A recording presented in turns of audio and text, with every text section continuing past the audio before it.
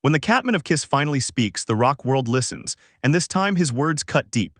Peter Criss, the original drummer and one of the founding members of Kiss, broke his silence following the heartbreaking death of his former bandmate and lifelong friend Ace Frehley. Known to fans as the Spaceman, Ace passed away on October 16, 2025 at the age of 74.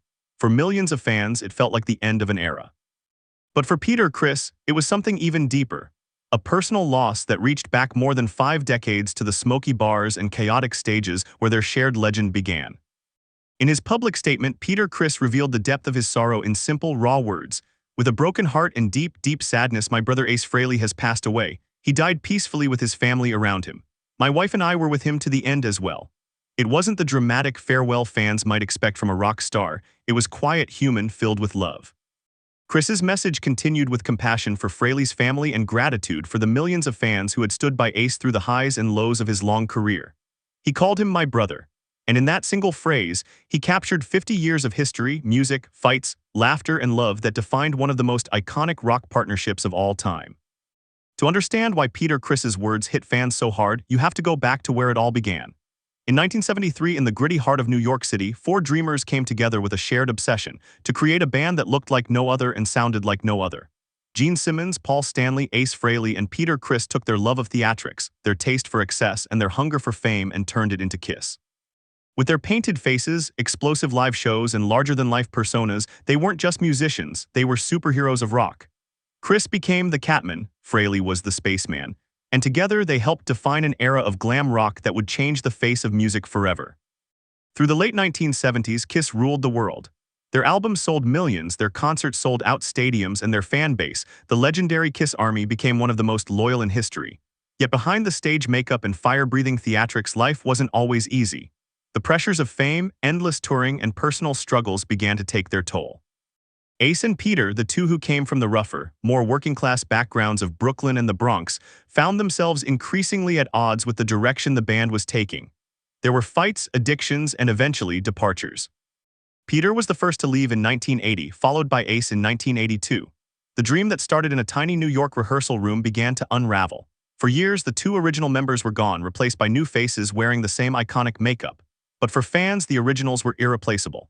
The chemistry between Criss and Frehley, the rhythm between the Catman's drums and the Spaceman's guitar, was something no one else could replicate. In 1996, something extraordinary happened. The original 4 reunited for a massive world tour. For a moment, it was like time had rewound. Ace's guitar screamed, Peter's drums thundered, and the world remembered what made Kiss legendary. Fans cried, screamed, and celebrated the return of the men who had started it all. But old wounds are hard to heal. The reunion was as turbulent as it was triumphant, and by the early 2000s, both Ace and Peter had once again left the band. Still, their connection endured. They had lived through too much together to ever truly separate. When Ace began struggling with health issues in the years leading up to his death, Peter reportedly kept in touch. The public didn't always see it, but there was communication, a brotherhood that had survived fame, ego, and time. The tragedy of Ace Frehley's passing came suddenly. Reports surfaced that he had suffered a fall in his New Jersey home that led to a severe brain bleed. He was rushed to the hospital and placed on life support. For a brief moment, fans hoped for a miracle. Social media filled with messages of love and prayers from around the world. But within a day, the heartbreaking news came. The Spaceman had taken his final flight. Peter Criss was there when Ace passed. He later revealed that he and his wife were present at the hospital alongside Ace's family during his final hours. That image, 2 aging rock icons, the last of their kind, sitting together as one of them fades away, is one that fans can hardly bear to imagine. It's a moment that strips away all the fame and noise, leaving only friendship and mortality.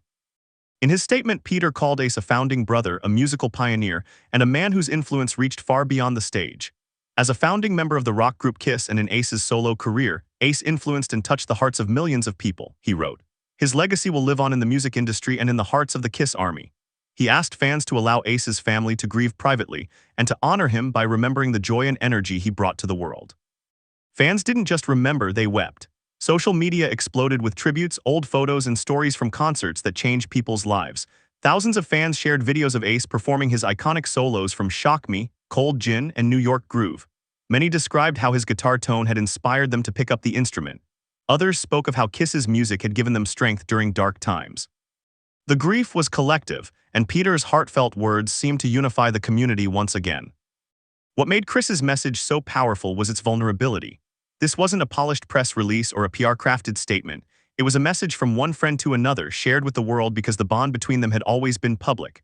In those moments, Peter wasn't just a rock legend. He was a man mourning his brother. For many fans, it was a reminder that behind the makeup and the music, these were real people who had lived, laughed, and lost together. The loss also cast a shadow over the remaining members of Kiss. Gene Simmons and Paul Stanley both issued tributes, but it was Peter's that resonated most deeply.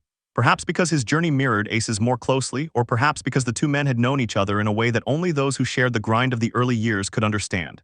They had seen each other's worst moments, forgiven each other's mistakes, and somehow managed to stay connected despite everything.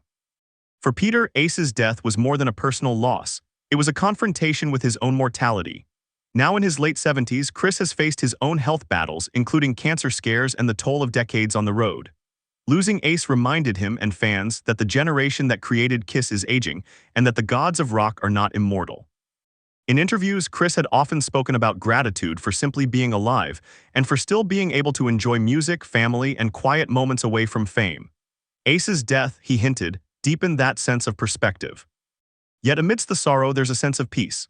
Ace Frehley's life was not without chaos, but it was full of music, adventure, and laughter. In his final years, he continued to perform, record, and meet fans. He had cleaned up his life, embraced sobriety, and found happiness in family. His passing, though tragic, was peaceful. And for Peter, being there at the end was both painful and healing. In rock history, few duos had chemistry like Peter Criss and Ace Frehley. They were the rebels of Kiss, the ones who added a touch of danger and unpredictability. They weren't always easy to work with, but they were authentic. They played from the heart. Their friendship, forged in the fire of the 1970s rock scene, was messy and beautiful in equal measure. That's what made Criss's tribute so gut-wrenching. It wasn't just about losing a colleague, it was about losing the other half of a shared dream. Fans around the world organized vigils and tribute nights.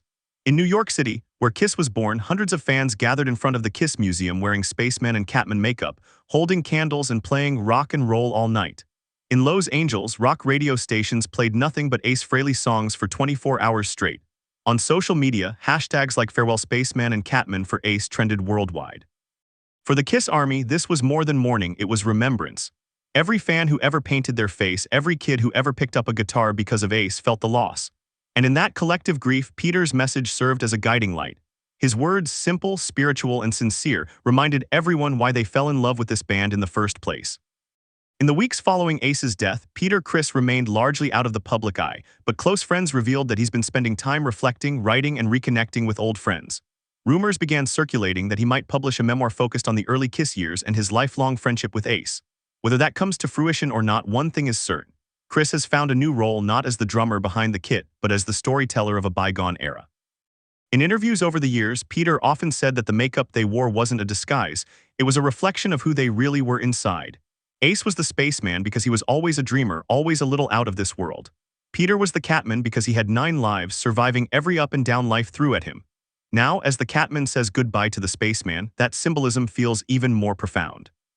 The death of Ace Frehley isn't just a chapter in Kiss history, it's a moment of cultural reflection. It reminds us that rock stars are human, that even legends grow old, and that friendship outlasts fame. Peter's heartfelt statement stands as one of the most genuine pieces of writing from any rock musician in recent years, not because it was eloquent, but because it was honest. It came from the heart of a man who had seen it all and still believed in love, loyalty, and music. As the world continues to celebrate Ace's legacy, one can't help but imagine the silence that followed for Peter Criss after that hospital visit, the silence after the machines stopped, the stillness after decades of sound. For a man who has lived his life surrounded by the roar of crowds and the pounding of drums, that silence must have been deafening. And yet within that silence there is gratitude.